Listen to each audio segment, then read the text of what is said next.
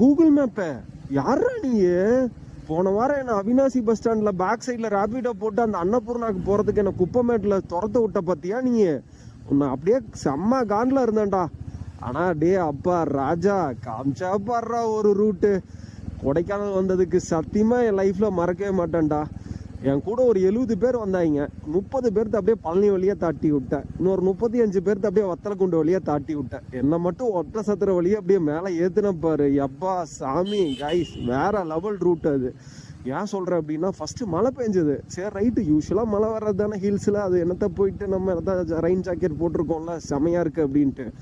அதுக்கப்புறம் பார்த்தீங்க அப்படின்னா ஃபுல்லாக மிஸ்டு. என்னால் ஃபோன் எடுத்து வீடியோவே எடுக்க முடியல. ஏன்னா அவ்வளோ பக்கத்தில் ஒரு யானை நின்று இருந்துச்சுன்னா கூட என்னால் தெரியாது. நான் ஒருத்த மட்டும். இதில் கொடுமை என்ன தெரியுங்களா? இங்கே என்ன அப்படின்னா, நீங்கள் அந்த அத்திக்கொம்ப வழியாக அப்படியே மேலே வரீங்க அப்படின்னா கண்டிப்பாக ஒரு 20 கிலோமீட்டர் 30 கிலோமீட்டருக்கு, அதாவது வண்டி பார்க்குறதே பெரிய விஷயம். நீங்கள் ஒருத்தராக தான் ட்ரைவ் பண்ணி போயிட்டு இருப்பீங்க.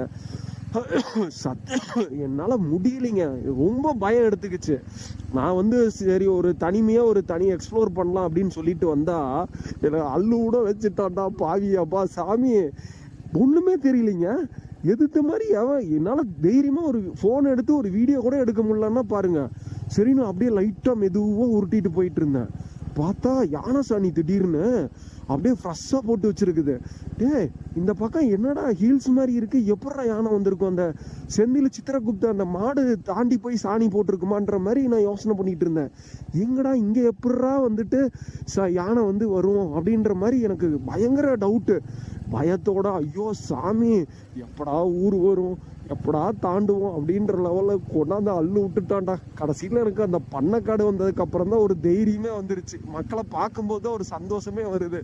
அதாவது நம்ம தனிமையை ரசிக்கலாம், ஆனால் அந்த தனிமையில் ஒரு ஆபத்து இருக்குதுன்னு வைங்க, அது ரொம்பவே ஒரு கிளுகிழுப்பு. அதாவது அள்ளு கூட வச்சிருங்க. தயவு செஞ்சு சொல்கிறேன், நீங்கள் கொடைக்கானல் வரீங்க அப்படின்னா பைக்கில் நீங்கள் ஒரு டீமாக வரீங்க அப்படின்னா ஜாலியாக எக்ஸ்ப்ளோர் பண்ணணும். இந்த வண்டி பிரச்சனையே இருக்கக்கூடாது அப்படின்னா உங்களுக்கு பெஸ்ட்டு ரூட்டு பார்த்தீங்க அப்படின்னா இந்த ரூட்டு கண்டிப்பாக சொல்லலாம். ரோடு பார்த்தீங்க அப்படின்னா ஒரு 90% ஓகே. ஸோ காரில் வரீங்க அப்படின்னா அவ்வளோ சேஃபான்னு சொல்ல முடியாது. ஏன்னா ரோடு ரொம்பவே ஒரு குறுகலான ரோடு. ஸோ அதனால் காரில் வர்றது கொஞ்சம் சேஃப் கிடையாது. பைக்கில் வந்தீங்க அப்படின்னா சத்தியமாக ஒரு டீமாக வரீங்கன்னா பயங்கரமாக எக்ஸ்ப்ளோர் பண்ணலாம். இன்றைக்கி என்னோடய லைஃப்பில் பார்த்தீங்க அப்படின்னா இந்த நாள் மறக்கவே முடியாது. யோசிச்சு பாருங்களேன், ஃபுல்லாக மிஸ்டு, யாருமே இல்லை. நான் ஒருத்த மட்டும் பைத்தியக்கார மாதிரி வண்டி ஓட்டிட்டு